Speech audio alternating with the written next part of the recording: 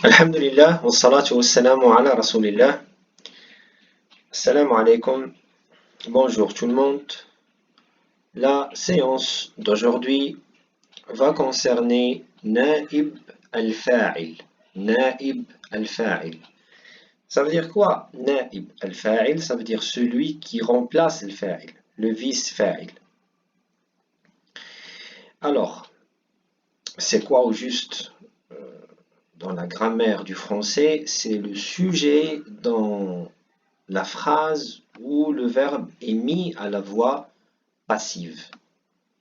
C'est ça, naibul fa'il.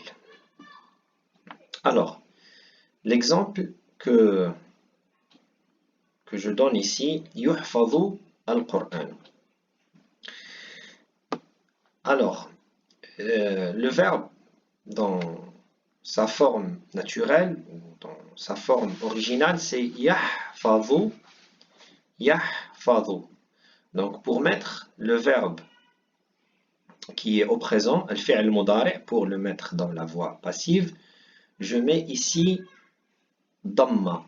Donc, au lieu d'avoir yahfadhu, j'ai yuhfadhu. Est appris. Yuhfadhu. Le fi'l al-mudari' reste toujours marfou', donc il a ici damma.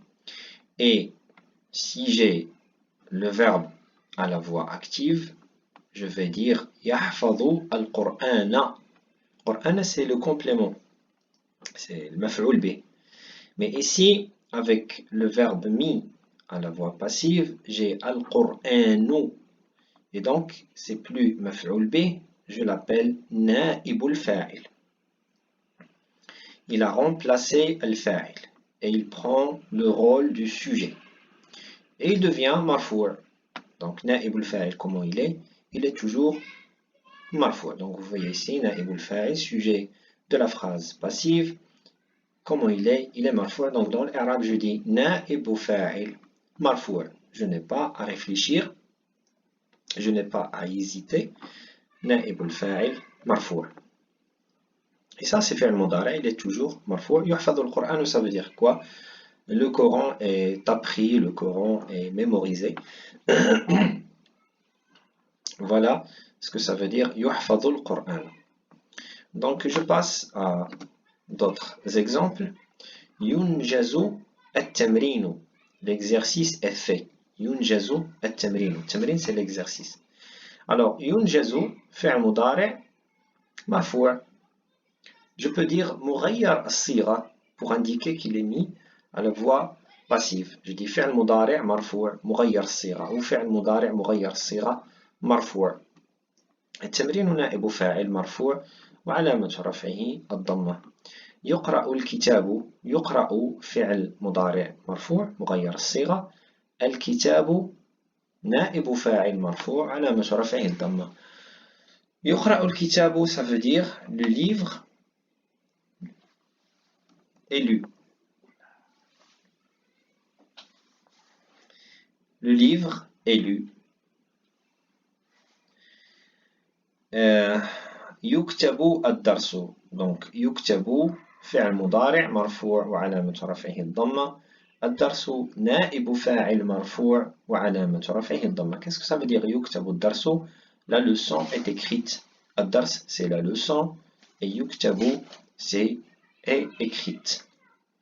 يفهم الشرح. الشرح, c'est l'explication. يفهم, c'est est compris. L'explication est comprise. يفهم الشرح. يفهم فعل مضارع مرفوع مغير الصيغة وعلامة رفعه الضمة. الشرح نائب فاعل مرفوع وعلامة رفعه الضمة. يبرى القلم. القلم, c'est le taillon. Le crayon, يبرى, c'est étaillé. Le crayon est taillé. يبرى القلم. Donc يبرى فعل مضارع مرفوع. ضمة, elle est où? Donc sur l'alif, on ne peut pas avoir damma, donc on dit damma muqaddara, donc damma supposé. Parce que là, j'ai une voyelle longue et je ne peux pas avoir damma sur la voyelle longue. Al-qalamu, c'est na'ibu fa'il marfou' wa alamatu raf'ihi ad-damma. Tumla'u ad-dawatu. Dawatu, c'est l'encrier et tumla'u est rempli. دونك تملأ فعل مضارع مرفوع فعل مضارع مرفوع علامة رفعه الضمة.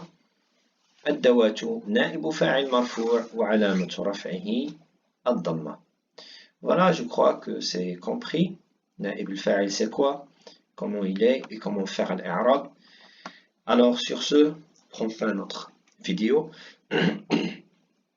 et Inch'Allah à une vidéo prochaine. Assalamu alaikum wa rahmatullah.